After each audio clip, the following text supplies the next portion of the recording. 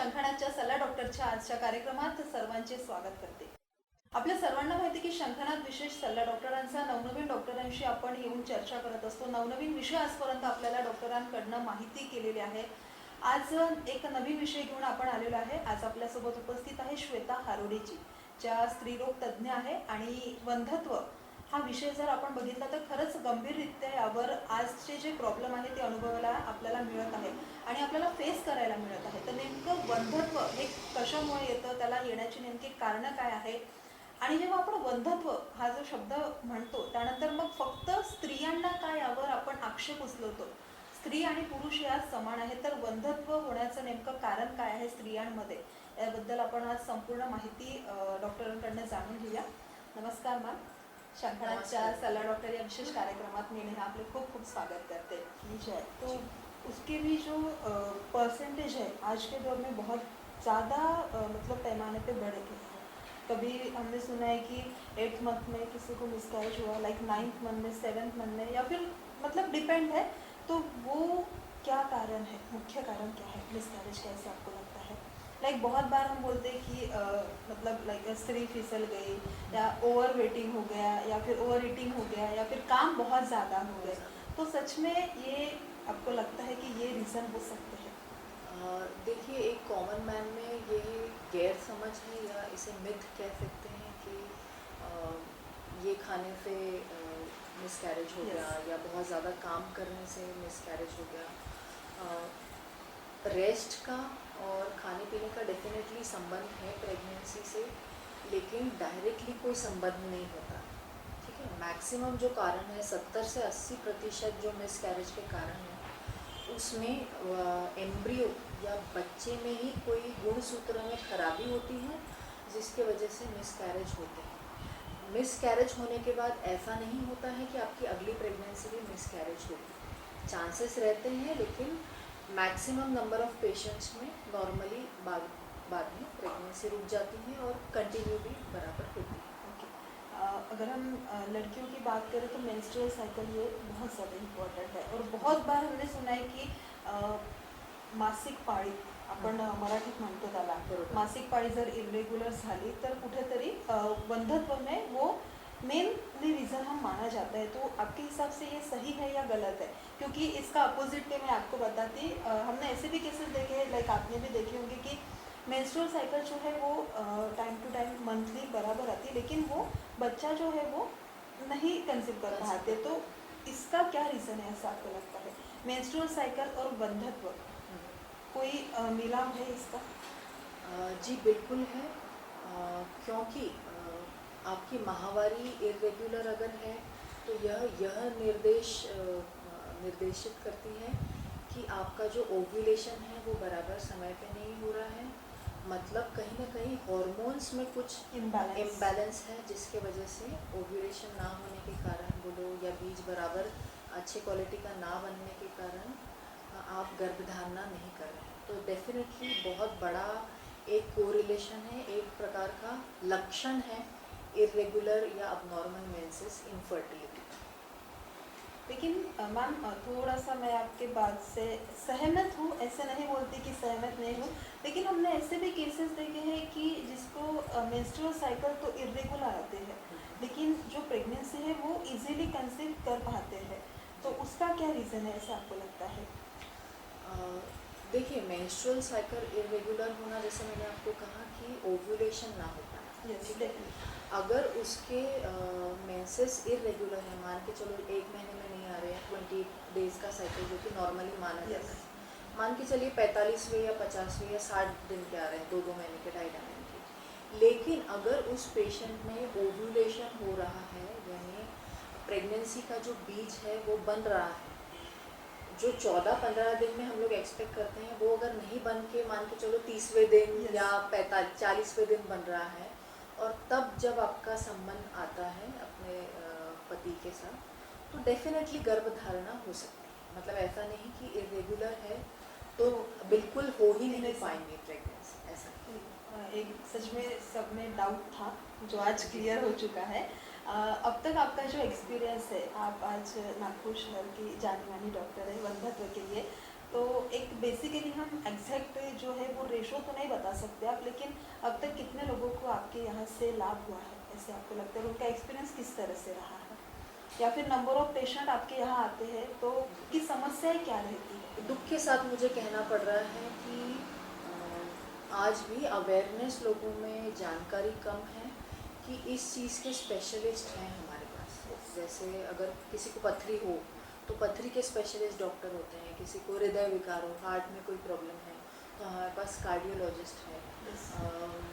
पथरी के लिए बोलो या किडनी फेल जिनकी हो जाती है या किडनी में जिस प्रकार की भी कोई समस्या होती है, हमारे पास यूरोलॉजिस्ट या यूरो सर्जन्स होते हैं। तो उस प्रकार से वंध्यत्व के भी स्पेशलिस्ट होते हैं, इनफर्टिलिटी एक्सपर्ट होते हैं जिनके पास आप जा सकते हैं, जिनसे आप ट्रीटमेंट ले सकते हैं। जैसे कि आपने कहा कि कितने लोगों को हम इलाज दे पाए हैं, मुझे बहुत दुख के साथ ये कहना पड़ता है कि लोगों को नहीं मालूम है कि इनफर्टिलिटी के भी एक्सपर्ट्स होते Yes. हैं जिनका इसमें सुपर स्पेशलाइजेशन होता है। जिससे कि किसी को मूत्र खड़ा गया, यूरिन स्टोन हो जाए तो आप उनके स्पेशलिस्ट के पास, इलाज कर यूरोलॉजिस्ट या सकते हैं। यूरो सर्जन के पास जाते हैं।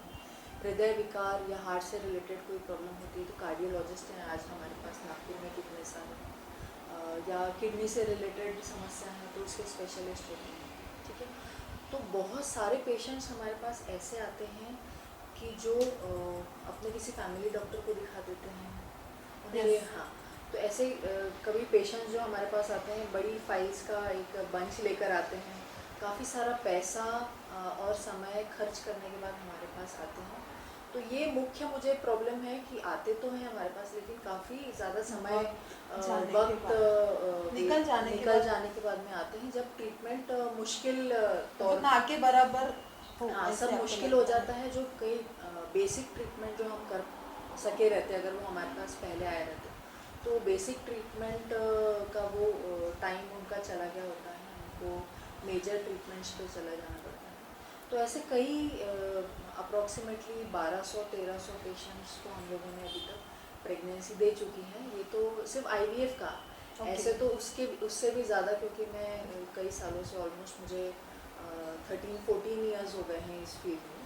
तो कई सारे पेशेंट्स को थैंकफुली और भगवान की कृपा है जो इस फील्ड में मैं आई। Yes. और लोगों की ब्लेसिंग्स काफ़ी सारी मिलती बहुत हैं। नेक काम आपकी तरफ से हो रहा है, इससे बोलने के लिए हर्ज नहीं है, बिल्कुल। बहुत अच्छी बात है मैम। एक हम बात की जाए तो खर्चा जो होता है आज के दौर में, अगर हम बात की जाए तो सच में पैसे किसी भी ट्रीटमेंट के लिए नंबर ऑफ पैसे आज हमको लगते हैं। तो जो आपका ट्रीटमेंट है या फिर आपकी तरफ से जो ट्रीटमेंट किए जाते हैं बंधत्व के लिए, एक सालाना उसका खर्चा कितना होता है जो आम आदमी एक मिडिल क्लास दाम्पत्य उसको अफोर्ड कर सके? बिल्कुल, जैसे मैंने आपसे पहले भी कहा कि वंध्यत्व कोई ऐसी चीज़ नहीं है जो कि गैर समझ है समाज में कि बहुत महंगा इसका इलाज होता है। यस। अगर आप समय पर हमारे पास आते हैं तो सिर्फ बेसिक कुछ ट्रीटमेंट्स है, कुछ गोली दवाइयाँ हैं और कुछ जांचें हैं जिनके बेसिस पे इसका इलाज हो सकता है, जो कि हार्डली 4-5 हज़ार में ही आपका ट्रीटमेंट हो जाता है। मतलब 4-5 हज़ार में ही या मैक्स टू मैक्स 8-10 हज़ार में आप कंसीव कर पाते हैं अगर आप समय पर आते हैं। लेकिन अगर आपको ट्रीटमेंट लगता है IUI या IVF, तो IUI का खर्चा तो 10 से 12 हज़ार या 15 हज़ार में हो जाता है। लेकिन अगर आपको IVF लगता है तो ये 80 हज़ार से 1.25 लाख 1.5 लाख तक का इनका खर्चा होता है। हर पेशेंट का अलग अलग होता है, Yes. Depending on the case. तो बहुत अच्छी बात है, क्योंकि हम देखा जाए तो कभी भी वक्त निकलने के बाद हम डॉक्टर के पास जाते हैं तो वो ना होते हुए बंधत्व में जो टाइम पीरियड है वो बहुत बराबर। ज़्यादा मायने होता है। आप हमारे दर्शकों को इसके बारे में एक लाइक संदेश क्या देना चाहोगे कि आपकी तरफ से बंधत्व अगर होता है तो किस तरह से आपने मेंटली और फिजिकली प्रिपेयर रहना चाहिए? सबसे इम्पॉर्टेंट चीज़ जो है इनफर्टिलिटी यानी कि बंधत्व में, कि आप सही समय पे सही डॉक्टर के पास जाएं, उनकी मदद लें। और दूसरी चीज़, ये ट्रीटमेंट ऐसा नहीं है कि इसमें दिमागी तौर पे, मानसिक तौर पे आपको कोई स्ट्रेस लेना चाहिए या टेंशन होनी चाहिए।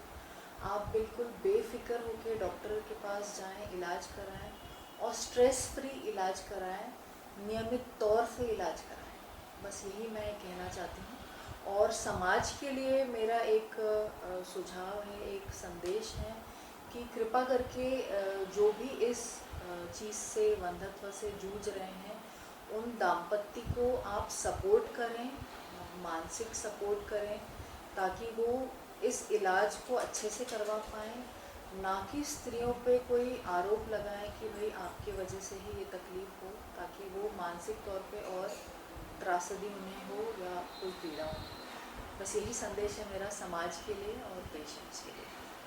आज आपण हारोडीजींकडनं खूप चांगल्या गोष्टी त्यांच्याकडनं आपल्याला आज समजायला मिळालेल्या आहे की नेमकं बंधत्व झाल्यास आपण त्यावर उपचार म्हणून कशा पद्धतीने करू शकू, किंवा आजची जी आपण पिढी बघत आहे, मग ते खाणपान असो, राहणीमान असो की काही पण, त्यात बंधत्वाचं हे खूप मोठं प्रमाण आपल्याला पाहायला मिळत आहे.